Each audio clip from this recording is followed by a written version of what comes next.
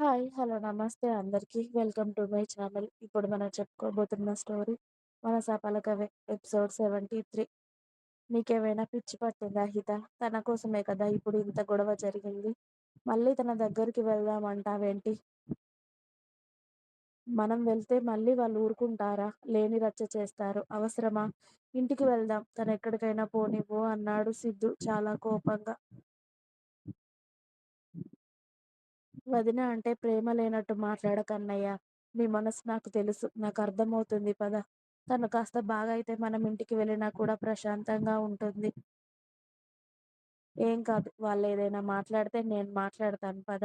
వాళ్ళు తిట్టినా సరే వదినని చూశాకే వెళ్దాం అని వాళ్ళ అన్నయ్యను ఒప్పించి హిత, సిద్ధు కూడా ఇద్దరు హాస్పిటల్‌కి వెళ్తారు. సాహిత్యని అడ్మిట్ చేసిన హాస్పిటల్‌కి. సిద్ధు, హిత వెళ్ళేసరికి సాహిత్యని ఆల్రెడీ అడ్మిట్ చేసుకున్నారు. అమ్మాయి ఇంత సీరియస్ కండిషన్ ఉంటే ఇంత లేట్‌గా తీసుకొస్తారేంటండి? తను స్పృహ తప్పినప్పుడే హాస్పిటల్‌కి తీసుకురారా? తను ఏ పొజిషన్‌లో ఉందో తెలుసా? అని సారథి గారితో మాట్లాడుతూనే సాహిత్యని అడ్మిట్ చేసుకొని తనకి ట్రీట్మెంట్ చేయడం మొదలుపెట్టారు డాక్టర్లు. సాహిత్యాన్ని అడ్మిట్ చేసిన ఫ్లోర్‌లో వాళ్ళందరూ కూర్చొని ఉంటే, సిద్ధు, హిత మాత్రం కాస్త దూరంగానే నిలబడి ఉన్నారు. అశోక్, కేశవ్ వాళ్ళని చూసినా కూడా ఏమీ అనలేదు. ఇక ఇంట్లోనే అమ్మాయిని పెట్టుకొని ఒకరి ఇంటికి వెళ్లి ఒక ఆడపిల్ల మీద చేయి వేసినందుకు వాళ్ళకే చాలా సిగ్గుగా అనిపిస్తుంది. ఇల్లంతా వదిలిపెట్టి ఊరంతా అమ్మాయి కోసం వెతికారు. అదే వాళ్ళ ఇల్లే ఒకసారి చెక్ చేసుంటే ఇప్పుడు సాహిత్యకి ఇంత పరిస్థితి వచ్చేది కాదు కదా! ఇంత గొడవ జరిగేది కాదు కదా! అనవసరంగా వాళ్ళ అన్నని అన్ని మాటలు అన్నాము. అనవసరంగా అమ్మాయి మీద నింద వచ్చేలా చేశామని అప్పటికే అశోక్, కేశవ్ మనసులో అనిపిస్తుంది. సారథి గారికి మాత్రం ఆయన చేసింది ఏమాత్రం తప్పు అనిపించట్లేదు. ఆయనకు కావాల్సింది కూతురు. ఆయన తెచ్చిన సంబంధానికి ఇచ్చి పెళ్లి చేయడం అంతే తప్ప ఆయన వేరే ఏది ఆలోచించడం లేదు. ఆలోచించే పరిస్థితుల్లో లేరు. ఆయన పదవి లేకపోతే బతకలేను అన్నంతగా తయారైపోయారు. అందుకే ఆయనకు ఏమీ పట్టడం లేదు. సాహిత్యకి అరగంట పాటు ట్రీట్మెంట్ చేసిన డాక్టర్ గారు బయటికి వచ్చి, "అసలు ఆ అమ్మాయిని అంత అశ్రద్ధగా ఎలా చూస్తున్నారో మీరు నాకు అర్థం కావట్లేదండి. మరీ తిండి కూడా తినట్లేదు. అసలు బ్లడ్ లేదు ఆమె ఒంట్లో. నీరస పడిపోయింది తిండి తినక. ఎన్ని రోజులవుతుంది? చాలా బీపీ డౌన్ ఉంది. అసలు ఆ అమ్మాయి హెల్త్ ఏం సరిగ్గా లేదు. ఇంకో 4 రోజులు ఇలానే ఉంటే మీ కూతురు మీద మీరు హోప్స్ వదిలేసుకోండి. తను బతకదండి. మనిషి ఎలా పాలిపోయిందో చూసారా? తను స్పృహ తప్పే 2 రోజులవుతుంది. అయినా కూడా మీరు పట్టించుకోవట్లేదంటే మిమ్మల్ని ఏమనాలో కూడా నాకు అర్థం కావట్లేదు.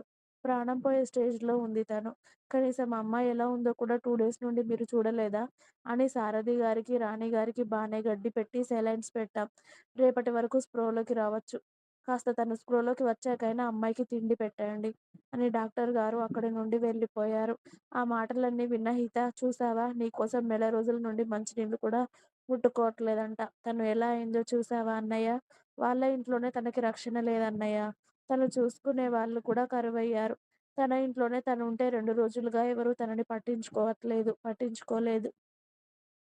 మన ఊరు వరకు వచ్చారు కానీ 2 నిమిషాల్లో ఇంటి పైకి వెళ్లి కనీసం చూసినా వాళ్ళ అమ్మాయి దొరికేది కదా! తన ఇష్టానికి వాల్యూ లేదన్నయ్య. తను నీ దగ్గర బానే ఉంటుంది. నీకు నిజంగా సాహిత్య అంటే ప్రేమ ఉన్న విషయం నాకు తెలుసు. నీ ప్రేమను అనవసరంగా ఎవరి కోసమో చంపేసుకోకన్నయ్య. వదిన ఇక్కడే ఉంటే వీళ్ళ చేతిలో నిజంగా చచ్చిపోతుంది. ఆ పెళ్లి అవ్వకముందే. చూసావు కదా ఎలా అయిందో! నిజంగా నువ్వెవరి కోసమైనా లేకపోతే ఏ కారణం చేతైనా వదిన మీద ప్రేమని చంపుకుంటే మాత్రం అలా చేయకన్నయ్య. నిజంగా వదిన నాకు వదినగా రావాలి అని ఉంది అని సిద్ధు, హిత ఆ రోజు అర్ధరాత్రి వరకు అక్కడే ఉంటారు. జానకమ్మ రఘుపతి గారికి, అలాగే త్రివేణి నారాయణ గారికి కూడా ఫోన్ చేసి ఇక్కడ విషయాలు చెప్పడంతో కాస్త సర్దుకుంటారు.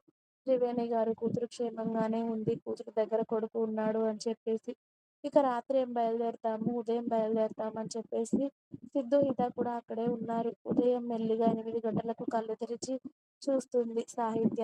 నర్స్ వెంటనే డాక్టర్‌ని పిలిపించడం, డాక్టర్ గారు మళ్ళీ ఒకసారి సాహిత్యని చెక్ చేసి, "ఆ అమ్మాయికి ఏదైనా తాగించి తినిపించండి. లేకపోతే మళ్ళీ స్పృహ తప్పి పడిపోతుంది" అనగానే తార సెక్యూరిటీ వాళ్ళతో టిఫిన్ అలాగే జ్యూస్ తెప్పించి ఆడపడుచు దగ్గరికి తనే వెళ్ళి ఏడుస్తూ ముందుగా సాహిత్యని లేపి తనకి జ్యూస్ తాగించి, మెల్లిగా సాహిత్య వద్దు అన్నా కూడా ఇడ్లీ తినబెడుతుంది సాహిత్యకి. ఇలా చేసి ఏమవుదాం అనుకుంటున్నావు సాహిత్య? ఎందుకిలా అందరిని బాధపెడుతూ నువ్వు బాధపడుతున్నావు? అటు నీ మాట ఎవరు వినడం లేదు. నీ ఇష్టాలకు ఎవరు వాల్యూ ఇవ్వడం లేదు. నీ ప్రాణం తీసుకుంటావా? చచ్చిపోతావా చెప్పు? ఎలా అయ్యావో చూసుకున్నావా అసలు? తిండి ముట్టడం లేదు. మమ్మల్ని నీ దగ్గరికి రానివ్వడం లేదు. ఇలా అయితే ఎలా సాహిత్య? అని సాహిత్యకి తినిపిస్తూనే ఏడుస్తూ ఉంటుంది తార. పక్కనే ఆశ కూడా. సిద్ధు లేని లైఫ్ నాకు వద్దు వదినా అని చెప్పాను కదా! నిజంగా చచ్చిపోతాను వాడు నా జీవితంలో లేకపోతే అని మెల్లిగా తను అంటున్నప్పుడే సిద్ధు, హిత ఆ రూమ్‌లోకి వస్తూ ఆ మాటలు విన్నారు. ఆ మాట విన్న సిద్ధు, హిత "నువ్వు కలిసి వచ్చెయి. నేను రాను" అని చెప్పేసి సారథి రాణిగారు ముందే బయటికి వెళ్ళిపోవడంతో హిత వచ్చి సాహిత్యాన్ని హత్తుకొని, "నువ్వు నా వదినవి కావాలని నా కోరిక. నువ్వేం భయపడకు. నువ్వు నిజంగా సిద్ధు అన్నయ్య భార్యవి కావాలనుంటే అది ఎలా అయినా జరుగుతుంది. సరేనా? నేను వెళ్తున్నాను" అని నీ ఆరోగ్యం జాగ్రత్త అని హిత సాహిత్యని పలకరించి అక్కడి నుండి వెళ్ళిపోవడంతో కింద సిద్ధు బైక్ మీద రెడీగా ఉంటాడు వెళ్ళడానికి. అక్కడి వరకు వచ్చి వదినని కలవకుండా ఎందుకొచ్చావన్నయ్య?